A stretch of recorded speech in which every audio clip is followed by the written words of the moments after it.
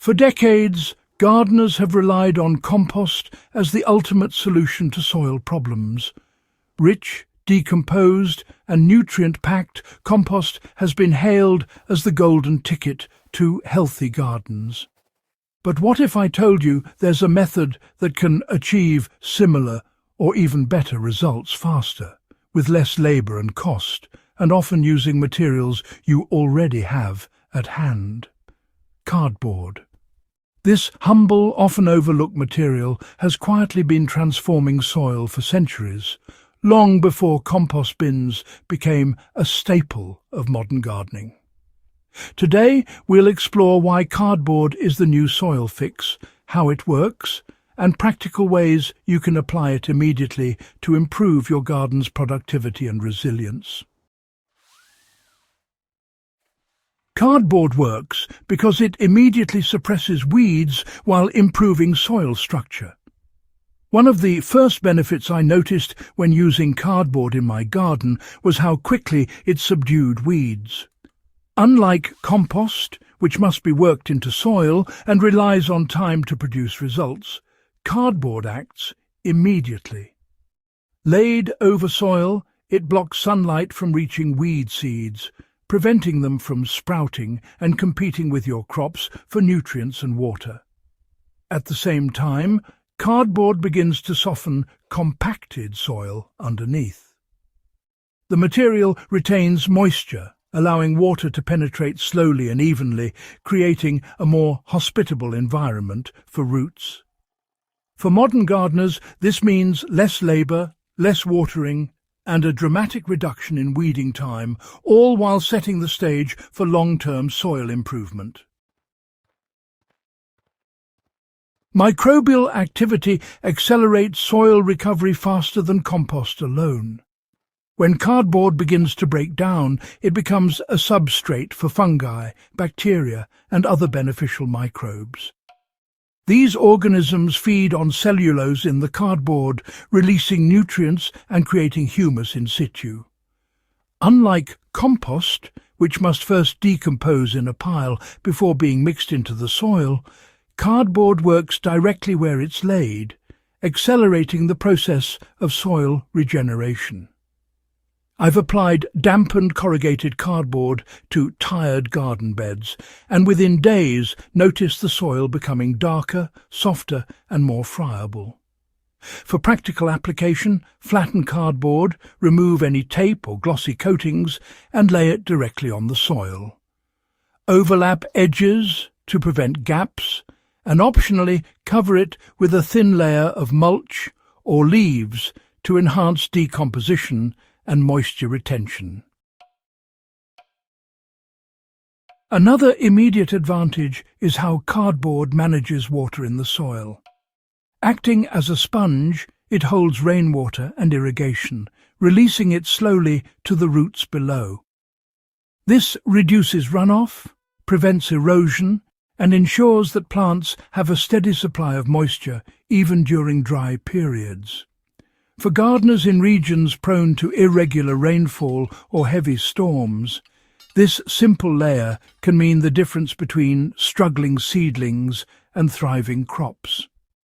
Unlike compost, which may settle unevenly or wash away before fully integrating, cardboard stays in place, continuously moderating soil moisture and protecting topsoil. Cardboard works well in combination with other organic matter for accelerated results. While cardboard alone is powerful, combining it with mulch, straw, or, say, a light sprinkling of compost can really multiply its effectiveness. Cardboard suppresses weeds and retains moisture, while mulch insulates, moderates temperature, and continues to feed soil life. Historically, layering techniques like this were used by early urban and rural gardeners to rehabilitate depleted plots quickly and sustainably. In practice, you simply lay down cardboard, then cover it with mulch, straw, or shredded leaves. Water thoroughly.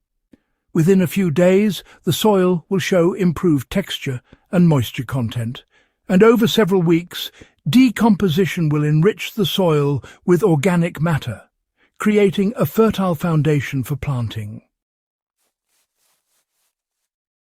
The versatility of cardboard is another reason it outperforms compost in certain scenarios. In raised beds or container gardens, cardboard can line the bottom or edges, suppressing weeds and improving moisture retention while gradually integrating into the soil. For urban gardeners with limited space, it's a perfect solution. Even hydroponic or semi-soilless setups can benefit from cardboard as a temporary mulch or substrate stabilizer, helping to manage water and prevent algae growth. Its adaptability makes it a practical tool for a wide range of gardening environments. Practical steps make cardboard a no-fuss soil solution. Sourcing corrugated plain cardboard is the first step. Avoid shiny, coated or heavily inked boxes. Flatten the sheets, moisten them to help them adhere to the soil surface, and lay them down with overlapping edges. Optionally, cover with a thin mulch layer for faster decomposition and moisture retention. Within hours, weeds begin to struggle, moisture levels stabilize, and soil structure starts to improve. Over days and weeks, microbes colonize the cardboard, creating humus that softens compacted areas and feeds plants naturally. For gardeners tired of waiting for compost to work or dealing with poor soil quality, this is a game-changing solution. The cardboard approach shows that simple, overlooked materials can outperform traditional methods. While compost will always have its place, cardboard demonstrates that practical, readily available resources can solve soil problems more efficiently, sustainably, and cost-effectively. By suppressing weeds, retaining moisture, accelerating microbial activity, and improving soil structure, cardboard is a low-effort, high-impact solution that fits any garden style or size. It's proof that sometimes the best innovations aren't complex.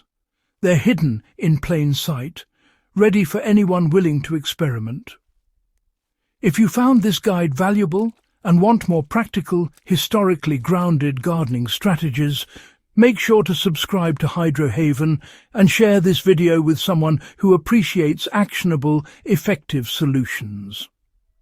These overlooked techniques aren't just clever. They're transformative for your soil, your garden, and your ability to grow food sustainably.